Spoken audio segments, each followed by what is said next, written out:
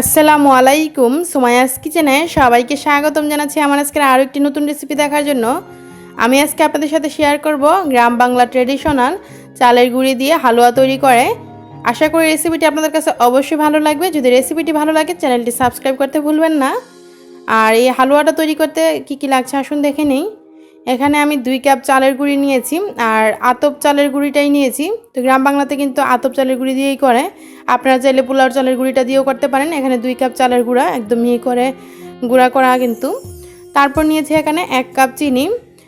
তো চিনির পরিমাণটা আপনাদের পছন্দ মতো কমিয়ে বাড়িয়েও দিতে পারেন। আমি এখানে 2 কাপ চালের গুঁড়ির সাথে 1 কাপ চিনি নিয়েছি। আর নিয়েছি এখানে 4 টেবিল চামচ রান্নার তেল, 2টা তেজপাতা 2 টুকরো করে 4 টুকরো করে নিলাম, আর 5টা এলাচ 2 টুকরো ছোট ছোট 2টা টুকরো নিয়েছি দারচিনি।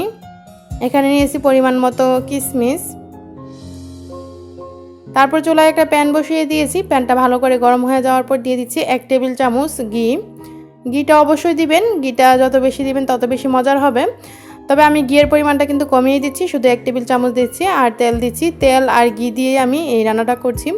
আপনারা চাইলে শুধু ঘি দিয়েও করতে পারেন, আবার তেল দিয়েও করতে পারেন। তবে ঘি না থাকলে ডালডা দিয়ে করবেন, তাহলে ঘ্রাণটা খুব ভালো আসে। তো আমি এখন এলাচ দারচিনি আর তেজপাতাগুলো দিয়ে দিলাম। প্রায় 10-15 সেকেন্ড একটু ভেজে নিচ্ছি। 10-15 সেকেন্ড ভাজার পর দিয়ে দিব চালের গুঁড়াগুলো।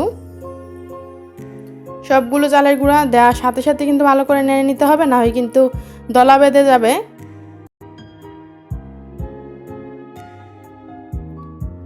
তো এইভাবে নেড়ে চেড়ে আমি এই সব কিছু ভালো করে ভেজে নিচ্ছি। আর এটা কিন্তু খুব ধৈর্য সহকারে ভেজে নিতে হবে। চুলার পাশ থেকে কিন্তু একটু সময়ের জন্য দূরে যাওয়া যাবে না, অনবরত নেড়ে চেড়ে চালের গুঁড়োটা ভাজতে হবে। প্রায় 4 থেকে 5 মিনিট পর এরকম কালার এসেছে। চুলার আঁচটা কিন্তু মিডিয়াম আঁচে রেখে ভাজবেন। ফুল আঁচে রেখে যদি ভাজেন তাহলে কিন্তু পুড়ে যাবে, চালের গুঁড়ির কালারটা সুন্দর আসবে না। তো মিডিয়াম আঁচে রেখে আমি চালের গুঁড়োটা ভেজে নিচ্ছি। অনবরত নেড়ে চেড়ে চালের গুঁড়োটা ভাজতে হবে। এই যে দেখুন এখন এইরকম কালার হয়েছে। তো আরও কিছুক্ষণ ভেজে নিচ্ছি। তো আমি চিনিটা দিয়ে দিচ্ছি। চিনিটা দেওয়ার পর আরও কিছু সময় ভাজবো। আমি পুরোটা চিনি কিন্তু দিয়ে দিলাম। তারপর দিয়ে দিচ্ছি স্বাদ অনুযায়ী লবণ। লবণটা দিলে কিন্তু হালুয়ার টেস্ট ভালো আসে। আপনারা যারা দেন না, না দিলেও সমস্যা নেই, কিন্তু লবণ দিলে হালুয়ার যে মিষ্টি সেটার মানে টেস্টটা অনেক ভালো আসে। তো সব কিছু দেওয়ার পর এখন আরও 5 থেকে 7 মিনিট ভেজে নিব। চুলার আঁচটা মিডিয়াম আঁচে রেখে কিন্তু আমি ভেজে নিচ্ছি অনবরত।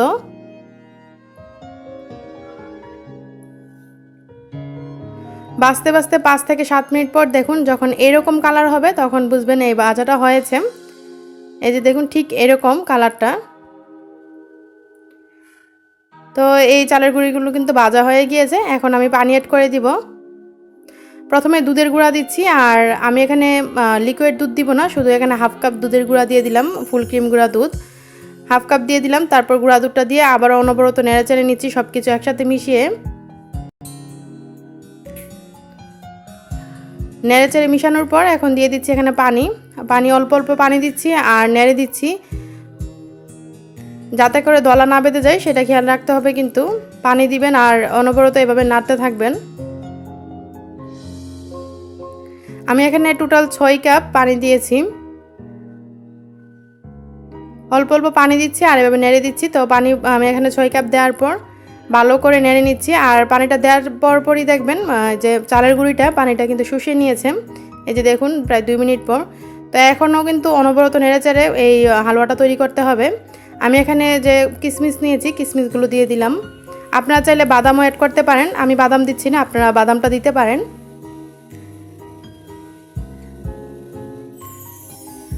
তো এভাবে নেড়ে চেড়ে আমি অনবরত নাড়ছি আর এই হালুয়াটা তৈরি করছি। একটু ধৈর্য সহকারে নাড়তে হবে, আর হালুয়া মানে কিন্তু অনবরত নাড়াচাড়া।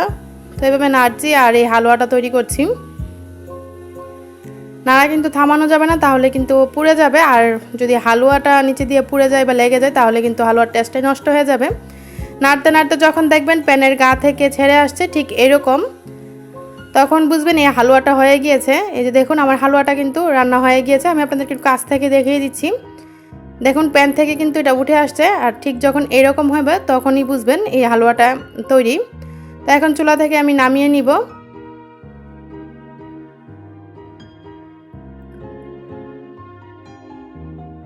এখন চুলা থেকে নামিয়ে আমি একটা ডিশের মধ্যে এটা ঢেলে নিব। আর যে ডিশটা ডালবেন সেই ডিশটায় একটু ঘি মেখে তারপর ডালবেন।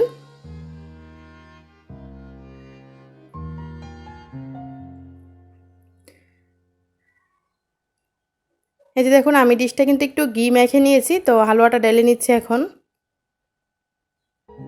তারপর একটা চামচ দিয়ে পুরোটা এরকমভাবে সেট করে নিয়েছি। তো এইভাবে সেট করে নেওয়ার পর যখন ঠান্ডা হবে তখন আমি এটিকে সাইড দিয়ে যেই ইয়েগুলো আমি কেটে তারপর এরকম করে কেটে নিচ্ছি। বরফির মতো করে কেটে নিব। আপনারা আপনাদের পছন্দ মতো কেটে নিতে পারেন। আবার কিছুটা হালুয়া আমি ছাঁচে নিয়ে এরকম করে ডিজাইন দিয়ে দিচ্ছি। আসলে এই হালুয়াটা আপনারা আপনাদের পছন্দ মতো ডিজাইনও করতে পারেন, আবার এমনিতেও খেতে পারেন পছন্দ মতো।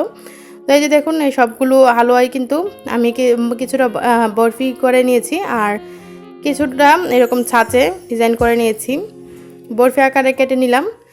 তো আমি আর কোনো সাজুগুজু করলাম না, ঠিক এইরকমভাবে নর্মাল আমি সিম্পলভাবে আপনাদেরকে দেখাচ্ছি। আর এটা খেতে কিন্তু অসম্ভব মজার হয়। গ্রামের যে ট্রেডিশনাল চালের গুঁড়ির হালুয়া রেসিপি সেটাই কিন্তু আমি আপনাদের সাথে শেয়ার করলাম। আমি কোনো ধরনের রং ইউজ করিনি, তাই কালারটা এরকম হয়েছে। বাজাতে যে কালারটা সেই কালারটাই কিন্তু। তো খুব সিম্পলভাবে আমি আপনাদেরকে এই হালুয়া রেসিপিটি দেখালাম। আশা করি রেসিপিটি আপনাদের কাছে অবশ্যই ভালো লেগেছে।